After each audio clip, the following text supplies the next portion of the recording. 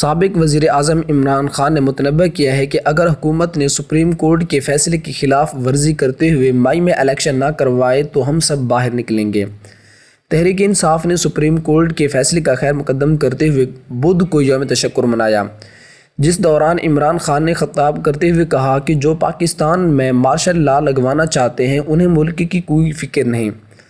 ادارے مضبوط ہونا پاکستان کے مفاد میں ہے، مگر ان کا مفاد خود کو بچانے میں ہے۔ یہ سپریم کورٹ کے اوپر واردات ہے۔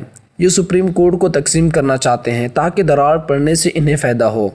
ہم دعا کرتے ہیں کہ سپریم کورٹ ملک کے بھلے کے لیے متحد رہے گی۔ ان کا کہنا تھا کہ یہ پاکستان کی سب سے بڑی جماعت اور اسٹیبلشمنٹ کے بیچ غلط فہمیاں پیدا کر کے فاصلے بڑھانا چاہتے ہیں۔ 70 کی دہائی میں یہ ہو چکا ہے اور پاکستان ٹوٹ گیا تھا۔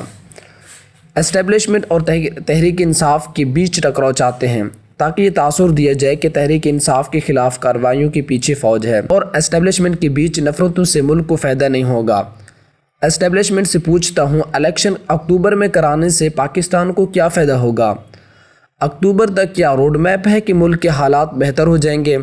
اکتوبر میں کہاں سے پیسہ اور سیکورٹی آئے گی؟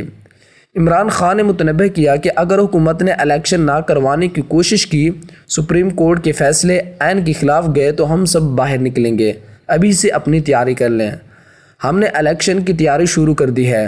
کل سے امیدواروں کے نامزدگی کے لیے انٹرویو شروع کروں گا۔ چیئرمین تحریک انصاف نے کہا کہ پاکستان کا عین کہتا ہے اسمبلی تحلیل ہوتے ہی 90 روز میں انتخابات ہوں گے۔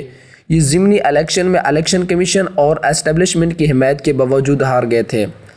انہیں معلوم ہے کہ الیکشن میں ان کی تباہی ہے۔ یہ خود کو بچانے کے لیے عین کی خلاف ورزی کر رہے ہیں۔ جب انہوں نے ہماری حکومت گری، ہم نے کہا عوام کو فیصلہ کرنے دو۔ تب بھی یہی ججز تھے جنہوں نے ہم نے حکومت غلط طریقے سے گرائی۔ وہ کہتے ہیں کہ یہ حکومت سپریم کورٹ کے از خط نوٹس سے بنی۔ آج اسی سپریم کورٹ نے از خط نوٹس لے کر 90 روز میں الیکشن کو حکم دیا۔ اب کابینہ کہہ رہی ہے کہ ہم سپریم کورٹ کا فیصلہ نہیں مانتے۔ فیصلہ اپنے خلاف آنے پر انہوں نے سپریم کورٹ کے ججز اور ان کے بچوں کو برا بھلا کہا، انہیں بلیک میل کہا۔ یہ مافیا ہیں۔